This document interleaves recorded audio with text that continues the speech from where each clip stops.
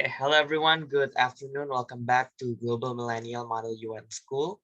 And we are now approaching our third session, our third class, and we will talk about simulation of Model UN.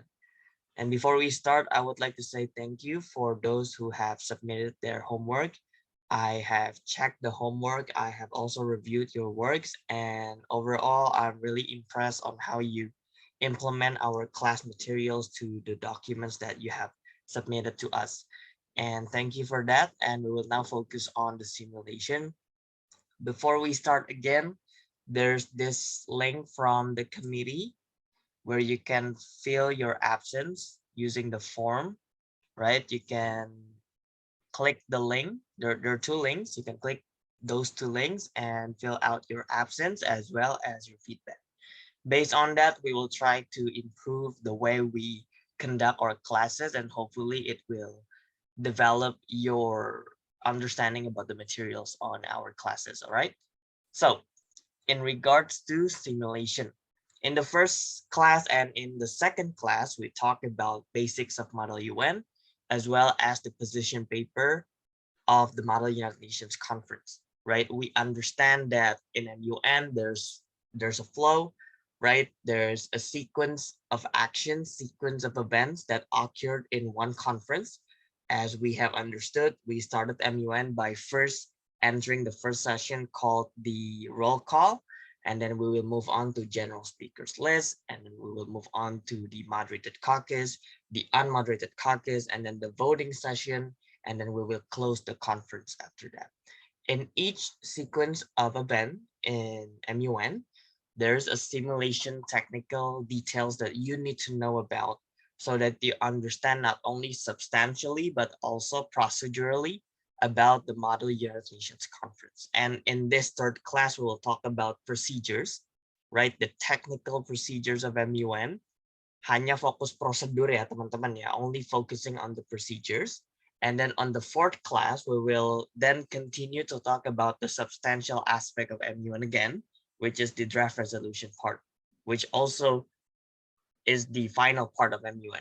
So in this third session, it applies to all sequences of events in Model UN, from roll call, from GSL, moderated caucus, unmoderated caucus, as well as voting session. Now I want you to all take a look at the screen that is currently being shared. There is the general rules of MUN. You can see this part that I am blocking right now in the conference session section, right? There's present and voting. As we have understood, present and voting, both of these terms have different meanings, right? For present, it means that when you say your country is present, it means that you are trying to tell everyone that you will have a possibility to be abstained in a certain voting session, right? Specifically in a voting session where we vote for substantial matters. When we abstain, it means that we are not saying yes and we are not saying no. All right, I'm going to repeat that again. When we abstain, it means that we're not saying yes and we're not saying no. It means that we're not trying to position ourselves in a rigid yes or no position, but rather it's a maybe position, right? It's a gray area where you are not trying to state your position because maybe you will have a chance to actually have a different stance in the future. All right, so that's when you choose present, right? But when you choose present and voting, it means that you are firm, right? You are really, really sure that you will either vote for yes or for no in a substantial voting session. All right, remember, when you choose present and voting, it means that you will be certain that you will choose yes or no in a single voting session that is substantial. For example, we are voting for a draft resolution, right? There is draft resolution A and there is draft resolution B. When you are present and voting, it means that you will choose either draft resolution A or draft resolution B. So eventually you will have to choose a draft resolution of your preference. All right. Can you not choose the two of the draft resolutions? Yes, but only if you choose present only, right? But if you already choose present and voting, it means that you will have to choose, right? Either you're saying yes or either you're saying no to a certain draft resolution. All right, so that's the basic concept first, right? The difference between present and voting. All right, now I will move on to the rather, calculation heavy part of the session, which is maths, right? Mathematics, the numbers. We will talk about numbers in MUN, but don't worry, it will not be heavy numbers, right? It will be basic accumulation, basic, you know, pluses and minuses of numbers, and I will try to teach you about how to understand the mechanism of how we understand the voting session of MU. All right. Now, imagine that in a single conference, there are 30 delegates, for example, right? And out of the 30 delegates, there are around, let's say, 20 delegates saying that they are present, right? And then since the total is 30, it means that the remaining chooses to be present and voting, which means that there are 10 delegates who choose to be present and voting. So bear with me for the session because it will be very, very technical, right? It will involve calculations of numbers, right? So I want you to understand not only the numbers itself, the numbers themselves, but also about how you calculate your strategy, right? Because apart from understanding the numbers, when it comes to MUN, it comes about strategy, right? It comes to strategies, how you draft your strategy so that you will have a bigger chance to win, right? So bear with me. So the next part is majority vote, right? Majority means that the voting session refers to the vote that passes 50% plus one.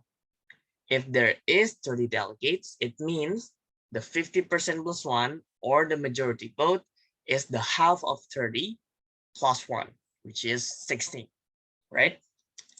And then there will be quorum. We have majority vote on the one side, and on the other side, we have what we call as the quorum vote.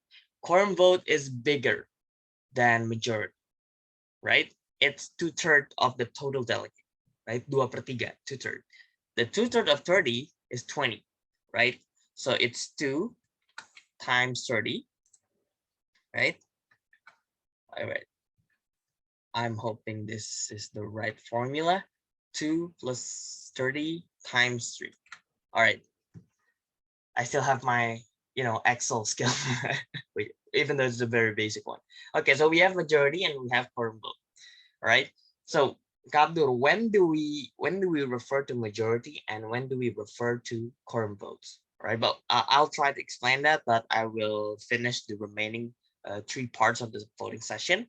In the R signatories, all right, for the yellow part, this is a very, very common calculation, right? A common requirement, a common provision. But to the last remaining 3, this one is, I would say, optional because not every single conference is using this formula to refer to the R signatories or the R sponsors.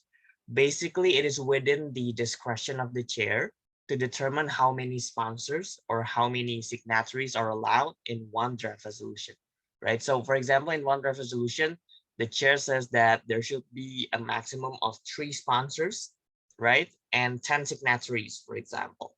Even though the calculation says that when it comes to sponsors, it should be 1/5 of the total delegates. So if there are 30 delegates, it means that the maximum sponsors in one draft resolution should be 1/5 of those number, the total number. So 1/5 of 30 means that it's 30 divided by 5 equals to 6. There should be 6 sponsors, all right? But this is not common. I would say this is not common. So I would just use the symbol, this symbol, right, to represent that it actually is within the discretion of the chair to determine the number of the sponsor, amendment sponsor, and all that. All right. For signatories and sponsors, I think you have already understood, but I'll try to explain again. Sponsor means that you're the one that is leading the drafting process of the draft resolution. You are the delegate who is more active, more proactive, and you are involved more compared to other delegates who probably only listen to what you say, So basically you are the leader, right? But when it comes to signatories, you are the, I would say, the passive delegate, right? You are part of the drafting process, but you're not contributing much. You're not leading, or at least you are not seen as a leader by the other delegates.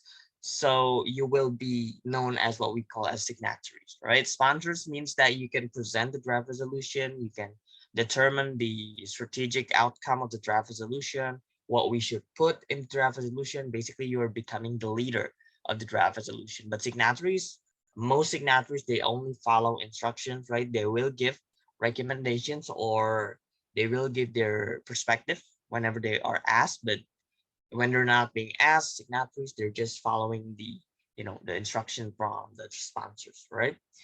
So that's signatories and sponsors. Amendment sponsor, it means that when you want to amend, for example, you're a signatory, right? I'm a signatory, for example, and I'm in the team of draft resolution A, right? Which consists of UK, USA, Indonesia, Malaysia, Singapore, etc., etc. The sponsor of the GR are the US, the United States, and the United Kingdom. And I am Indonesia, for example, and I am a signatory. I'm not a sponsor. I'm not the leader. When the draft resolution is finalized, I see that there should be a change. There's this part where I think it should be added, it should be changed to accommodate my needs, accommodate my interests, because I would not be a signatory to a draft resolution that is not supporting my national agenda, right? Again, remember the basic of MUN. You are entering a conference to defend your national interests, but at the same time, you are there to listen to others' perspective as well. But still, the most important part is your national priority, your national interest.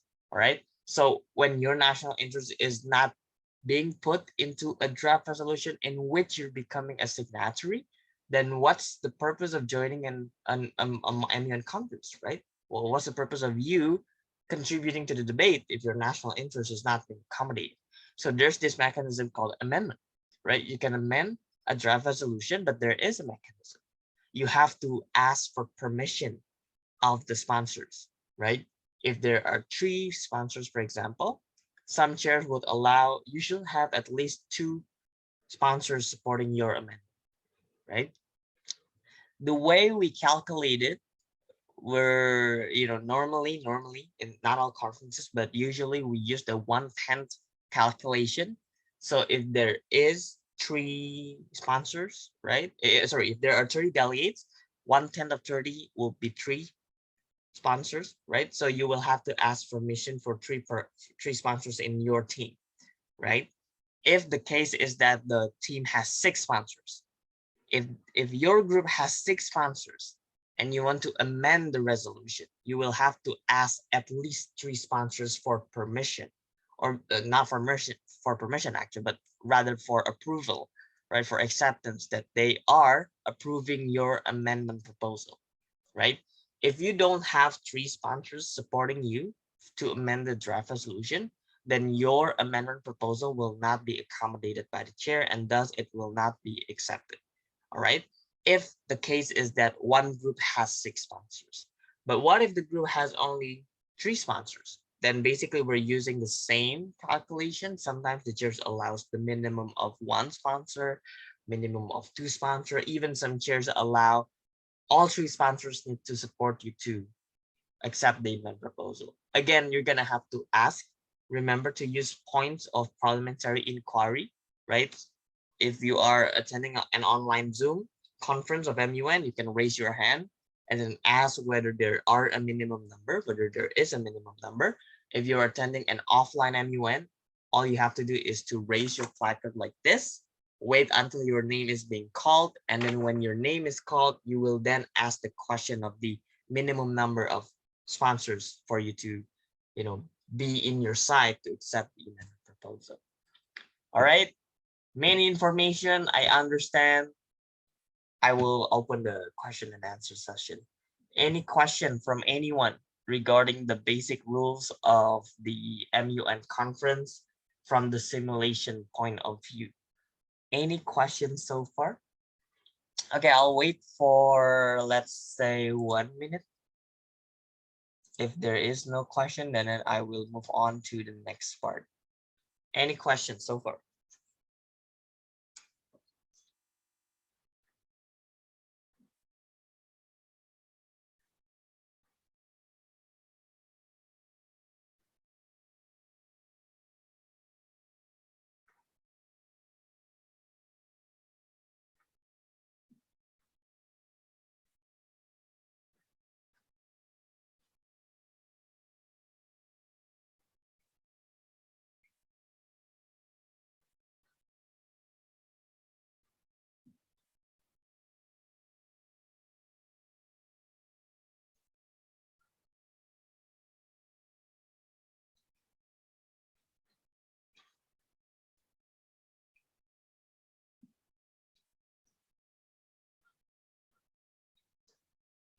Okay, wait, I am replying one of your friends' WhatsApp chat first.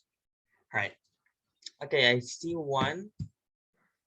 How if my amendment proposal is not approved? If your amendment proposal is not approved, you have two options. The first one is that you stick to the same group, right? Because you have no choice. And then you have no other possibility of your amendment proposal to be approved, then you can stay in your group while still being pissed by the sponsors because your amendment is not accepted. Or you have the second option, which is to change sides. You can change from your current group to another group, another draft resolution group that may accept your national interests, right? It means that you're gonna have to leave your current group, which probably will cause drama, right, among the delegates. But that's the art of MUN, right? If you think that your group is not supporting you, why would you be in that group? You can just change groups, support the other group, or maybe in the other groups you will become the sponsor because your proposal maybe is really good, right? Maybe really good, and then you will be seen as a leader and you can be a sponsor. Why not? Right? Remember, in MUN, prioritize to be a sponsor. All right. If you want to win an award, the bigger possibility will be with you if you are a sponsor of a draft resolution. If you only become a signatory, you will still have a chance to win an award in MUN, right? But the possibility is not as big as if you are a sponsor. Right? So that's my 2 cents regarding MUN. Try to be a sponsor, right? Prioritize to be a sponsor. Not only that you will have a bigger chance to win, being a sponsor actually helps you learn to lead a group, right? Especially if your group has a massive amount of numbers of delegates, right? For example, if your group has 50 delegates, it means that you're gonna have to lead all 50 delegates, right? It's amazing for your development, right? You're leading a number of people, right? 50 numbers of people from different schools, from different campuses, and you have this capability to lead them in an MUN. My, I would say my biggest number in a draft resolution group, I would say there's around 60 or 70, right? And I'm also a sponsor to that. So it's challenging, of course, leading 70 number of people is very challenging, but you're learning, right? You're learning to become a leader.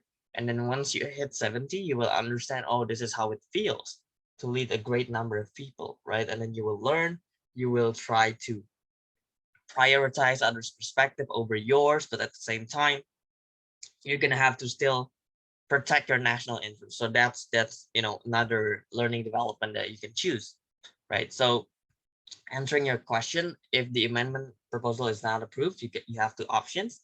You are either leaving your group and joining a new one, or you're staying in the same group, but feel you're feeling pissed with the sponsors because they're not accepting your proposal. All right. So that's the options that are available. Right. I hope it answers the question. What is the difference between substantial voting and the other one? Substantial is when it comes to vote for draft resolution, right? When you're voting for draft resolution, you can abstain, you can choose president, or you can choose president voting. But for the procedural voting, there is no abstain. So even if you choose president, you're gonna have to choose yes or no. And when is a procedural voting? It's usually in the moderated caucus, right? When the chair is deciding whether you want to speak a certain topic, that's procedural. Why is it procedural? Because either you're saying yes or either you're saying no for not wanting to talk about the topic. It does not conclude your national interest towards a certain topic. For example, if I if I'm the country of Indonesia, for example, again, we're gonna use Indonesia to make things easier. And there's a topic of vaccination. One country is proposing to talk and discuss about vaccination, right? Indonesia feels that vaccination should not be discussed anymore because vaccination is already there, it's already done. We have to think about other options when it comes to fighting COVID-19, right? But it does not mean that Indonesia does not agree with vaccination because, in fact, Indonesia already has vaccinated a lot of people in their country, right?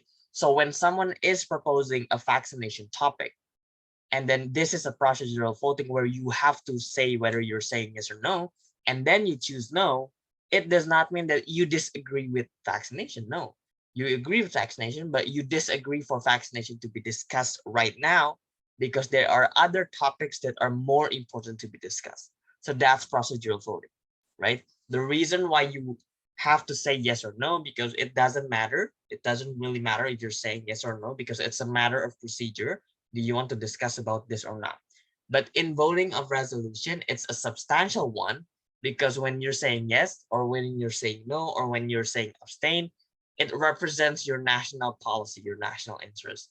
If, for example, the draft resolution says that vaccination will be allowed, right? It will be a massive vaccination, and then you're not agreeing with the draft resolution, every country can conclude that you're not agreeing with vaccination, and it's a substantial one.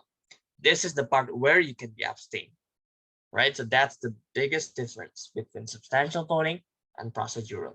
Procedural is only for procedural matters. Do you want to discuss about this or not? But substantial voting, it means substantial, definitely, which also means that whether you're saying yes or no or abstain, it states your national interest. It resembles your national policy, whether you're agreeing or whether you're disagreeing with a certain topic, right? So another question, in the session where we don't vote draft resolution, present voting and present have no difference. Yes, it has no difference because eventually you will have to choose yes or no. So there will be no difference. And the chair will not ask whether you're present and present voting or not too, because it doesn't matter. You're gonna have to choose either way, right? Present and voting will have a difference only in substantial voting. All right, I hope it answers the question. I will move on to the next material. All right, so I want all of you to focus again for the next 30 minutes. We will try to have a mini quiz, right? It's not going to be hard, but it's going to be a mini quiz that is exciting, right? In every batch, I always use this mini quiz to, test your understanding about basic simulation of MU, right? So let's say we are in moderated caucus 1, right? Moderated caucus 1 or MC1. All right. In MC1, we have the country of UK, right? We have UK, US, and Singapore, right? And then this is the first vote, right? In the first vote,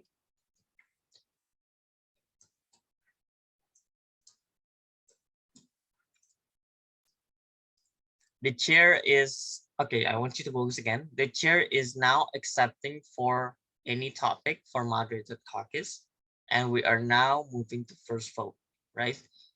Are there any countries who wish to propose any motion or topics on the floor? The first one that raises their hand is the United Kingdom, right? The United Kingdom thinks that we should talk about vaccination, for example, right?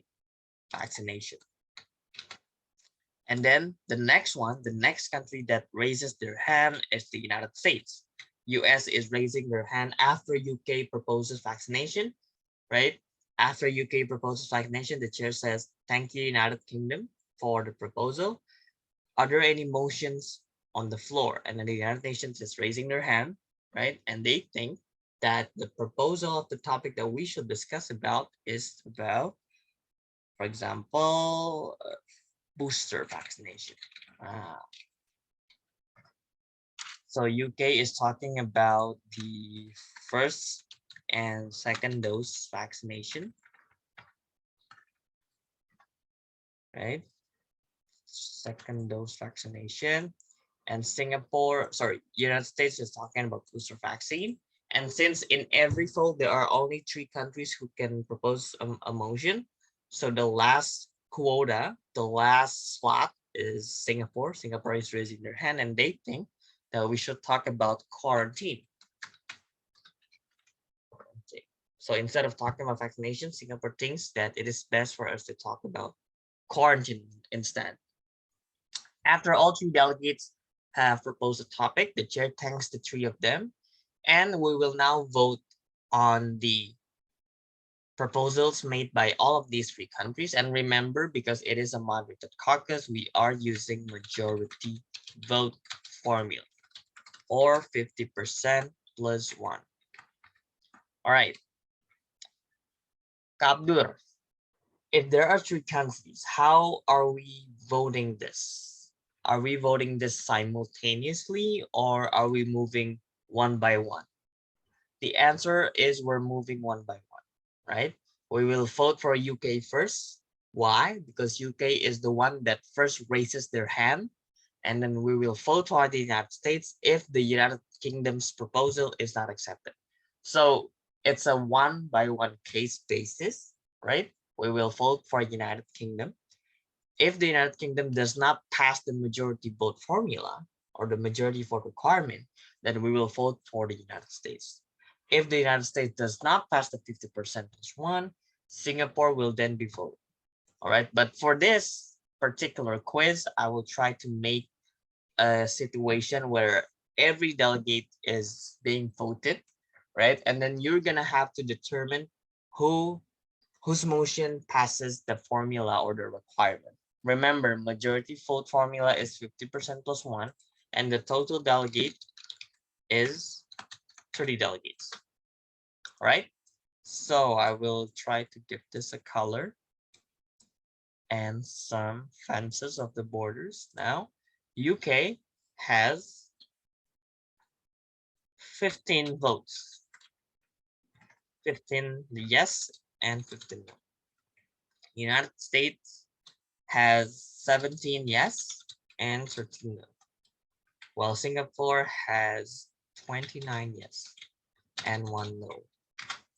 Right, so there is UK, there is US, and there is Singapore. This is what the proposal of the topic that they are submitting to the floor. And when they are being voted, UK receives 15 yes, US receives 17 yes, and Singapore receives 29 yeses. Remember the formula, right? There are three. First, we will vote based on majority, 15% plus 1. There are total 30 delegates, and in a moderated caucus, we're using a 1 by 1 case basis. It means that we will vote the first country first. If they pass the 50% plus 1, then the other two will not be voted. If they don't pass 15% plus 1, we will move on to the second country. If the second country also does not pass, we will move on to the third country. Abdur, what if the second country passes the 15% plus 1? Then the third country will not be voted. We will use the topic of the second country. All right, I've already spelled the answer of the study case. So I want you to answer, right, based on the formula and based on the requirement, which country or whose motion on this matter is accepted. Which countries? All right, I'll type the question on the Zoom chat box. Which country's motion is accepted? UK, US, or Singapore? And please answer on the chat to everyone so everyone can see, right? All right, so we have one answer. I'm waiting for others to answer the quiz. Again, the answer, the question is, which country's motion is accepted? Is it the United Kingdom, the United States, or the Singapore's motion? All right, we already have one of our friends answering the question. For others, feel free to answer your answer, right? Type your answer, I mean. There is no right and wrong. Again, we're learning. This is an MUN school. There will be no, punishment whatsoever if you're answering a wrong question. So just type your answer on the Zoom chat box. Make sure it's sent to everyone. And remember that we're using this formula that I will be giving the color of blue, right? Remember that this is a majority vote formula. There are 30 delegates in total. And in a moderated caucus, we're using a 1 by 1 case basis. right? So this is just a case, right? In a real MUN, there will be no a case like this because we will fit one by one. But if each country has the following votes, for example, which one will be accepted? It, is it going to be UK, US, or Singapore? I will wait for 1 minute. So if you need some time to think and analyze, 1 minute from now in 14:43, we will try to discuss the answer. All right. Again, no right and wrong. Feel free to answer your preferred answer.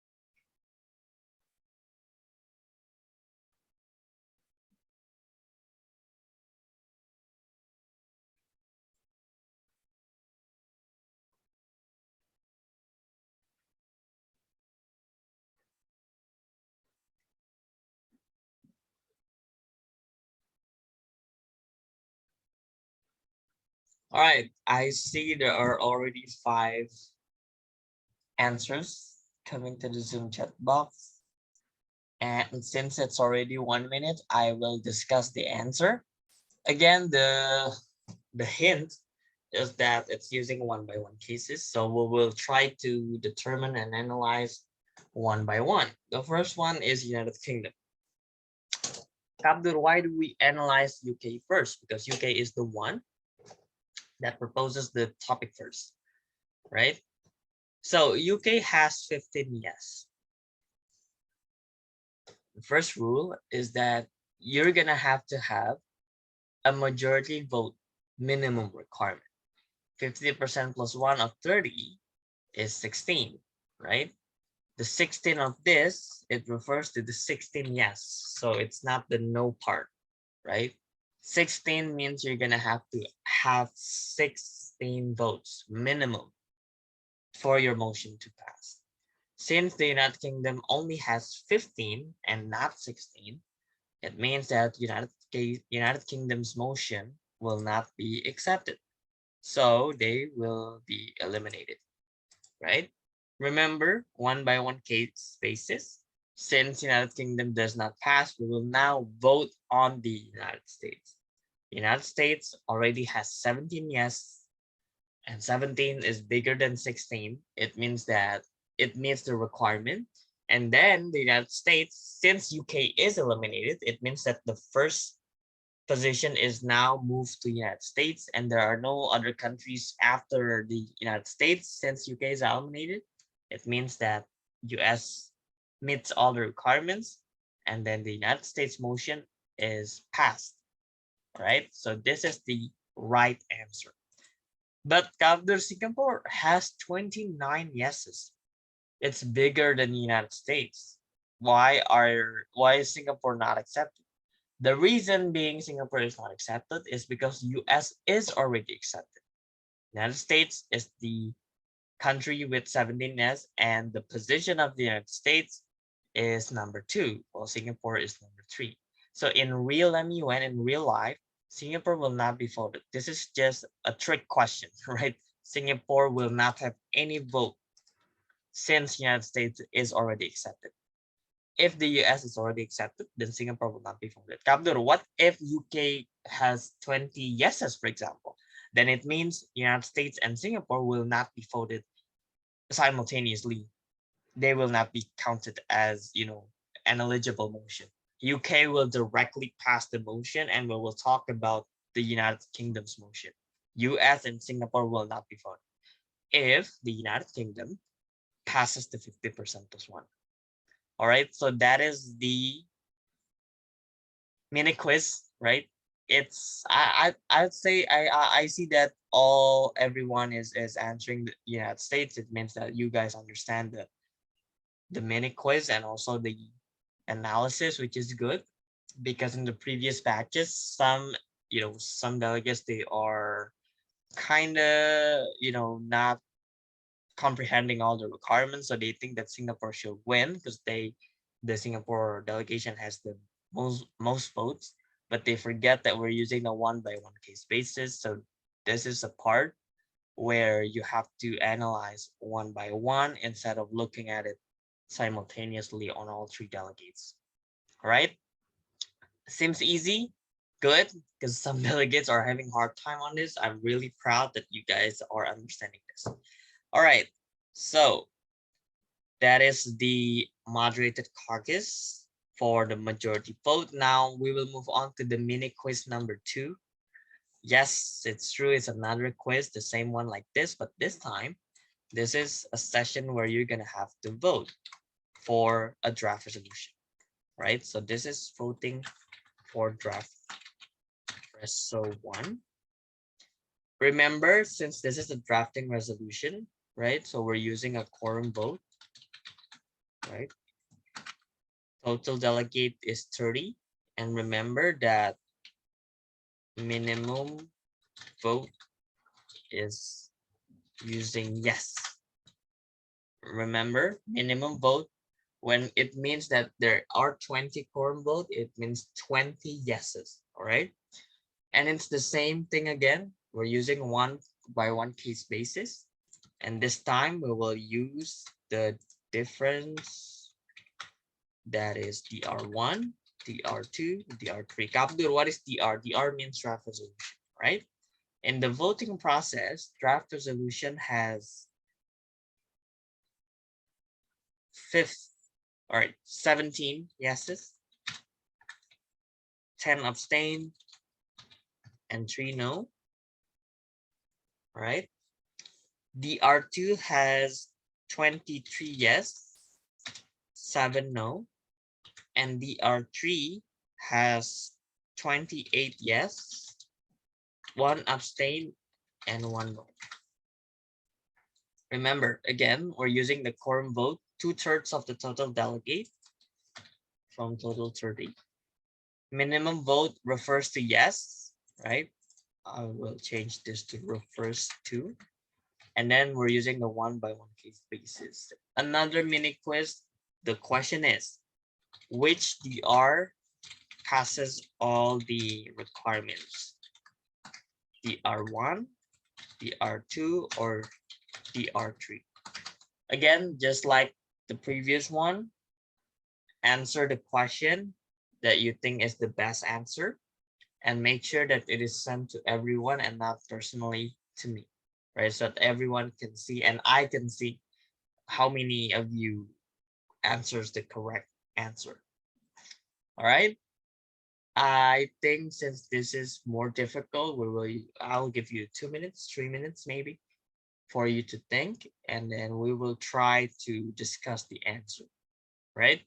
2 minutes or 3 minutes from now, feel free to answer your option or your best preferred answer to the Zoom chat box. Again, remember DR1, DR2, DR3, each has the following voting result. And using the 3 requirements on the left for draft resolution voting, which DR passes, right? Remember, there's a trick question again. So make sure you don't miss that, all right? So choose the answer between DR1, DR2, or DR3. 2 minutes, 3 minutes from now.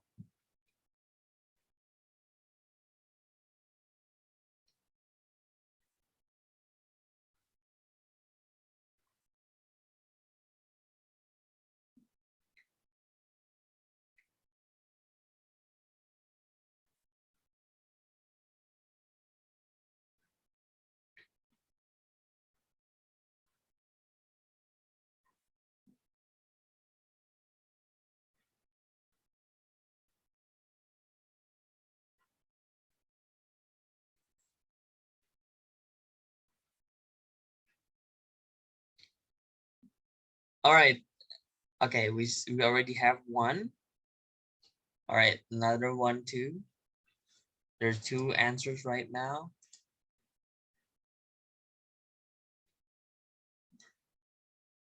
Okay, we have four answers already.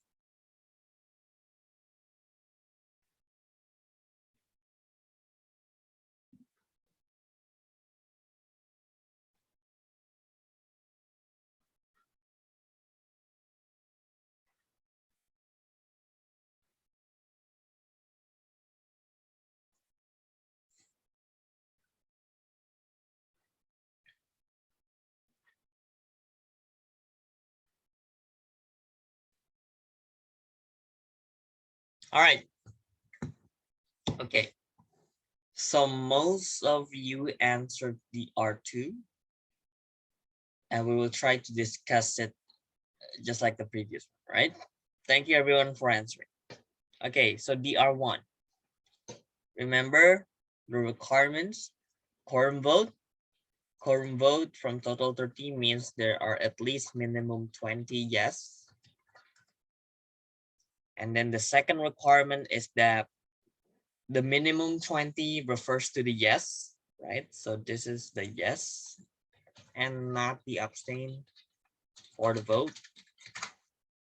And we're using a 1-by-1 case basis, which means that we will try to analyze the R1. If the R1 passes, the R2 and the R3 will not pass.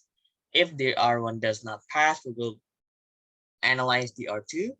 If the R2 passes, the R3 will not pass. If the R2 does not pass, then the R3 will be voted. If the R3 also does not pass the minimum quorum vote, then there will be no draft resolution being accepted. All 3 fails, right?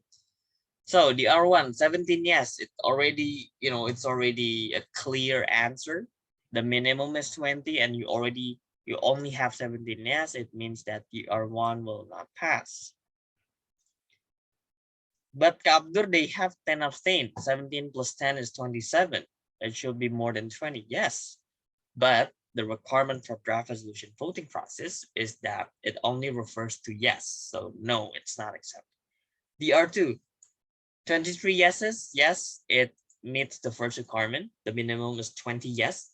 It has 23. Minimum vote reverse to yes, and make sure that the R2 is the one that is the first to be in the ranking, right? In terms of who votes first, the R1 is the resolution that is voted first. However, it fails. It means that the first rank now moves to the R2. Since the R2 is the first DR on this case, and that the R1 already fails, it means that the R2 is the first draft resolution. But we will see whether there are any other draft resolution, which is the R3, right? The R3 has 28 yeses, but remember, there's the third requirement, which is the 1-by-1 case basis. So if the R2 passes all the 3 requirements, the R3 will not be voted. So the R3 is just a trick question. Why? Because when the R2 is voted, the R1 already fails, which means that if the R2 fulfills the requirement, the R2 will be the one that is accepted, right? Again, remember, 1-by-1 case basis. Kabdur, what if the R1 passes all the requirements? Then the R2 and the R2 will not be voted at all, right? The R1 will automatically be accepted as the final draft resolution. So it's the same thing as the first mini quiz. It has the same requirement. The only difference is that we only refer to yes, since in substantial voting you can abstain, but in abstain we don't include the abstain votes. We only refer to yes, right? And the quorum vote is 2/3, right? We're using the quorum vote formula and not the 50% plus 1. So don't be fooled by the 2 formula. It's different. Make sure you're not switching the formula and using the false formula on one of the agenda or one of the scenarios, right? Okay, so I hope it answers the question, right? So this is the simulation of MUN. It looks simple, but Actually, this will help you define your strategy, right? But Gabdo, where's the strategy on this? I mean, it's just all mathematics. It's just all calculation. When or where do we, make strategies out of it? The answer is by looking at the minimum requirement, right? If you want to, if you want your draft solution to pass, it means that you're going to have at least minimum 20 delegates. If your group only has 10 delegates, then you will only be daydreaming of passing your draft resolution because the minimum requirement is 20. So at least you're going to have to find friends or delegates who support you of the minimum 20 delegates, right? If you only have 10, then don't ever dream of being, making sure your draft resolution is accepted. All right. So that's the strategy. You're going to have to see the minimum requirement. And from there, you're going to have to decide your strategy on finding your new friends, right? So that's the basic simulation of MUN. This is the roll call. It's very easy. So when your country is being called, for example, Russia, just say whether you're present or present voting. And then the chair will input the data of your choosing on the sheets like this one, and then they will calculate it. So I'm going to calculate the total number of delegates who is present, which is 7. And then the total number of delegates who is present voting, who are present and voting are 3. If there are 3 delegates present and voting and 7 delegates present only, the total delegate will be 10. If the total delegate is 10, the majority will be 50% plus 1, which means that 10 divided by 2 plus 1, which is 6, right? For the quorum vote, it's the 2/3 of 10, which means that it's 2 times the total divided by 3, which is 6.6. And the chairs will just, try to round this up to 7, right? So you have to have at least 7 delegates minimum to pass the draft resolution, right? But for moderated caucus to pass a motion, the minimum is only 6, right? So it's very easy. This is when you're proposing a topic, but this is rarely used, right? When do we use in favor or against topic area or agenda setting? When the MUN is having 2 topics at the same time, right? When they have 2 topics and the conference only fits to talk about only 1 topic, then we will use the agenda setting. Usually they will ask for 3 countries, for example, UK, US, and Canada, right? 3 countries in favor of topic A. Let's say topic A is vaccination. Topic B is quarantine, for example. So the chair will ask how many countries who will be in favor of vaccination. There are 3 countries, right? And who will be against vaccination, or meaning that who will be in favor of quarantine? There are Indonesia, Singapore, and Australia, for example. So these 3 versus 3 scheme, they will discuss and try to persuade others to be in favor of their own preferred choosing. So Indonesia will try to persuade others to choose topic B, and UK and US Canada will try to persuade others to speak for topic A. And this will be done in a 1-minute speech, right? So each country will talk about why do we have to choose topic A instead of topic B, or vice versa. All right, at the end of the debate, at the end of the speech of all 6 countries, then there will be a voting, right? Using, if I'm not mistaken, using a simple majority vote, right? And based on that, we will choose the topic. If, for example, topic A has the majority vote, then for the next 3 days, we will talk about vaccination only, and quarantine topic will not be discussed. All right. But again, this is rarely used. Mostly this is done in Singapore or in any other countries outside of Indonesia who uses this model. But in Indonesia itself, I rarely see an agenda setting, topic, right? Okay, GSL. So GSL is the general speakers list. For example, there are distant countries, right? Remember, you can yield. For example, GSL has 31.5 minutes, right? But Russia only speaks for example, 45 seconds, for example. there are a remaining 45 seconds, right? And in GSL, when you have a remaining time, as we have talked before, you can yield. You can yield to 3 persons. The first one is the chair. Second one is other delegate. The third one is you open a Q&A. When you open a Q&A, it means that you are using your 45 seconds to accept questions from others, and then you'll answer their questions. When you're yielding to other delegate, it means that you're giving the time to other delegate because you don't want to use the 45 seconds, maybe because you don't know what to talk anymore, right? You're giving it, for example, to Japan. It means that Japan will talk for 40 seconds. And when Japan finishes, Japan will have another 1.5 minutes, its original time in GSL, right? So the 45 seconds does not mean that Japan's original portion of 1.5 minutes is decreased. No, Japan will have 2 times, right? But what if Russia gives the 45 seconds to Switzerland, for example?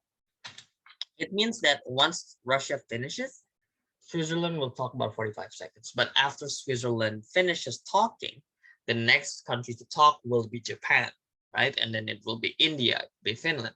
And then we will go to number 9, and Switzerland will have their original 1.5 minutes. So when you're given an additional time in a result of yielding, it does not mean that you will talk after that original speaker finishes using your own original time. No, you will only talk based on the remaining time.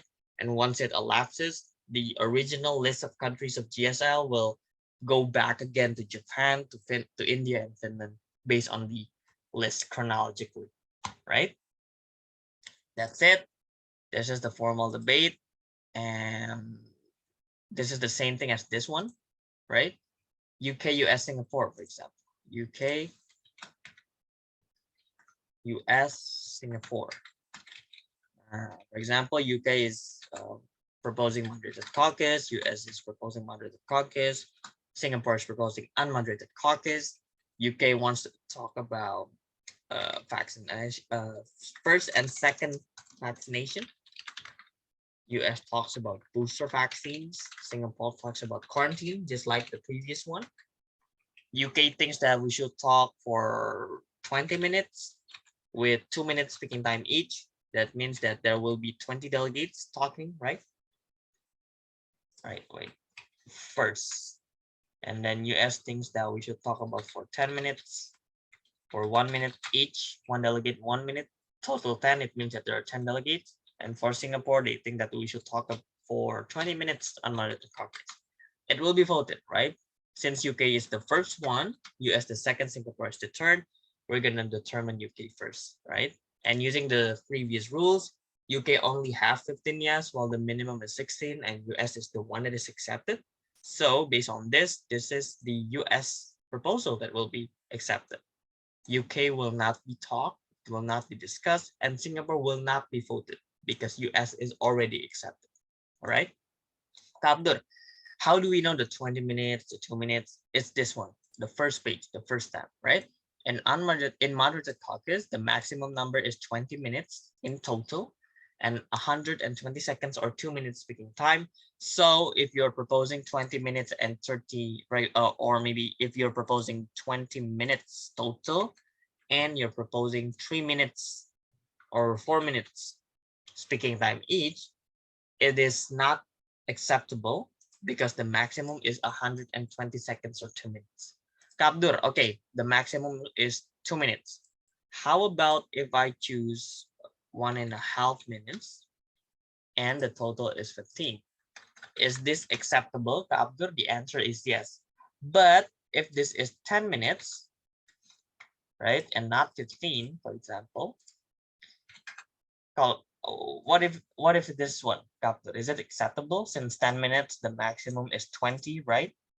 And the maximum for speaking time is 2 minutes. So is it eligible? The answer is no. But why not, Kabdur? It's within the maximum number. Why is it not accepted? The answer is because 10 divided by 1.5 is not absolute, right? It's decimals. So I'm going to use calculators. 10 divided by 1.5 is 6.6667.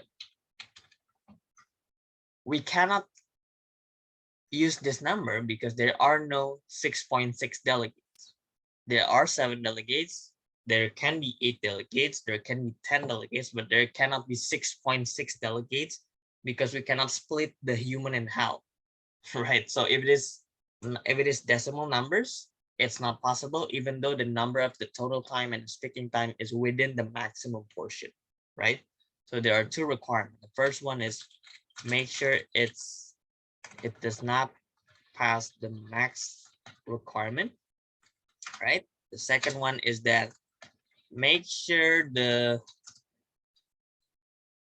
divided number does not contain decimals. So it does not have point something something, right? So it has to be an absolute number, right? That's it. This is basically the same thing as this one, right? The R1, the R2, the R3. Look for the quorum vote. The minimum vote refers to yes, and it's 1-by-1 case basis. If the R1 does not pass and the R2 passes, the R2 will not be voted. If the R1 passes, the R1 and the R3 will not be voted at all. So again, 1-by-1 case basis. All right, that's all for today for simulations. The heavy part is this one, the first tab. The remaining tabs, these are what I call as supporting simulation technical details. So it is important, yes, but once you understand the first one, this part, it will be easier for you to understand the rest, right? Any question since the material is all for today?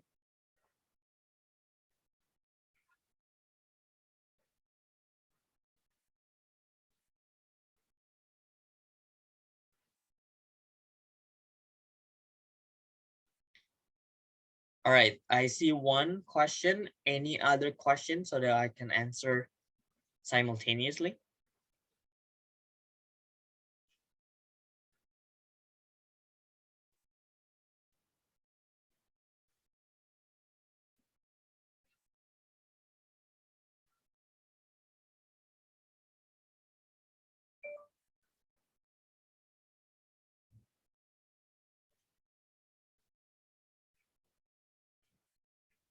All right.